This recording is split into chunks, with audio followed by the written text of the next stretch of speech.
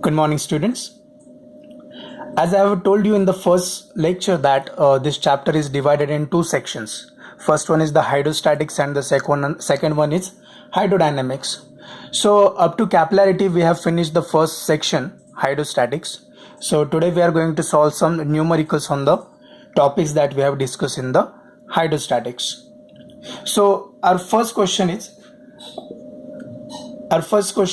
find the pressure 200 meter below the surface of the ocean if the pressure on the free surface of a liquid is 1 atmosphere. So we have to find pressure at 200 meter below the surface of ocean. It means that, so first of all we will write the given. So what are the given? Height is given from the surface 200 meter. Atmospheric pressure Pa is equal to 1.013 into 10 raised to 5 Newton per meter square. And the density of a seawater is given 1060 kilogram per meter cube, and we have to find the pressure at 200 meter. So we have the formula for that.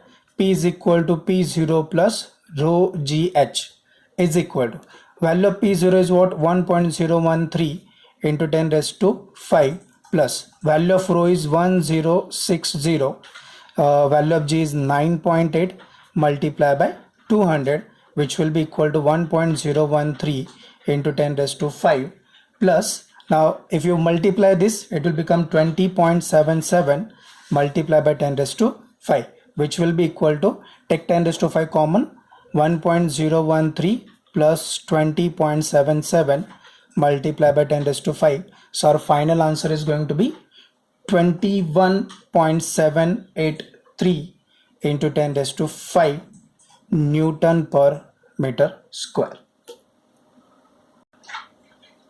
So this is our answer. Move to the second question. The second question is, in a hydraulic lift, the input piston has the surface area. So in case of hydraulic lift, we have the formula that F2 upon A2 is equal to F1 upon A1. So the input piston has the surface area. It means that A1 is equal to 30 centimeter square, which will be equal to 30 into 10 raised to minus 4 meter square. And the output piston has the surface area of 1500. So A2 is going to be what? 1500 centimeter square, which will be equal to 1500 into 10 raised to minus 4 meter square. If a force of 25 Newton is applied to the input pistons, it means that value of F1 is 25 Newton, and we have to find the weight on output pistons. It means that F2 is equal to question mark.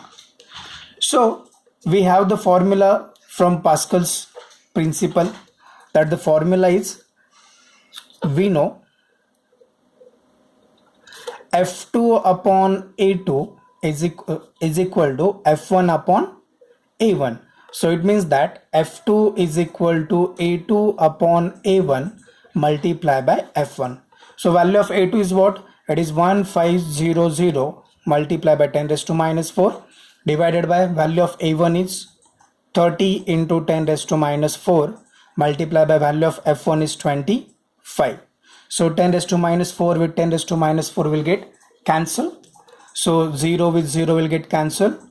So we get here, if I divide 150 by 3, I'll get here 50. So 50 multiplied by 25, which will be equal to 1250 Newton. So when a force of 25 Newton is applied on an input piston, the final weight on output piston is going to be 1250 Newton. See the third question.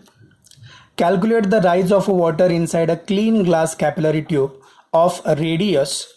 So first of all, I'll write the given of radius R is equal to 0.1 millimeter, which will be equal to 0.1 into 10 raised to minus 3 meter, which will be equal to 10 raised to minus 4 meter.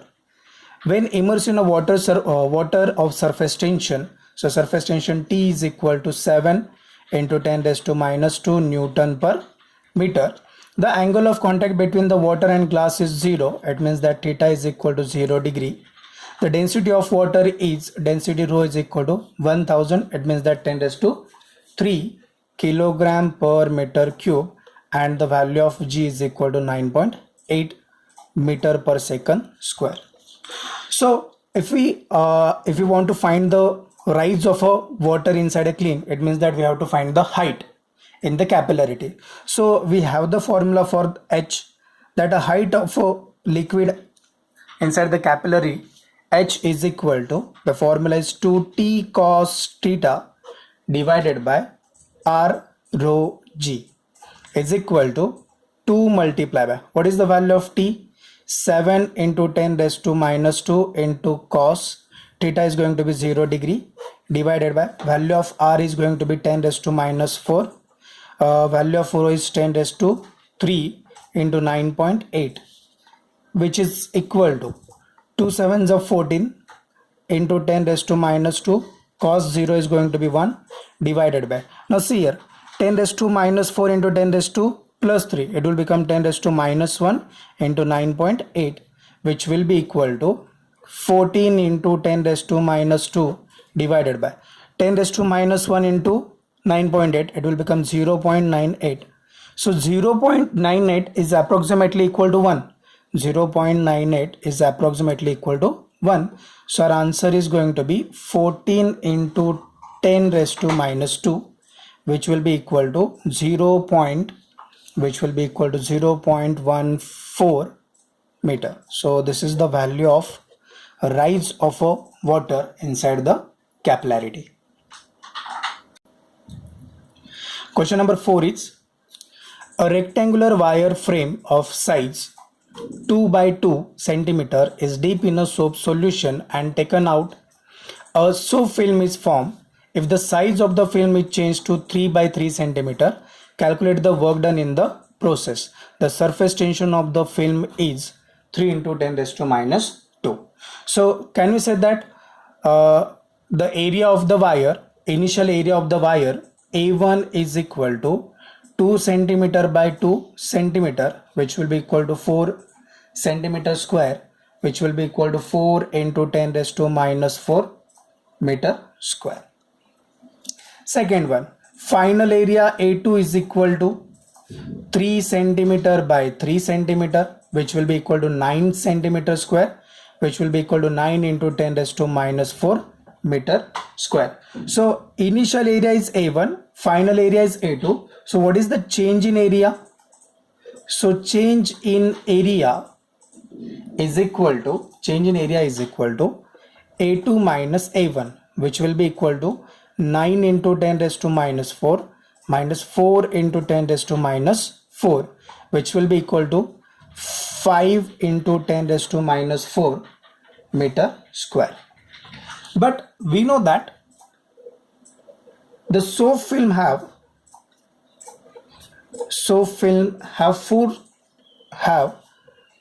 two surfaces. How many surfaces it have?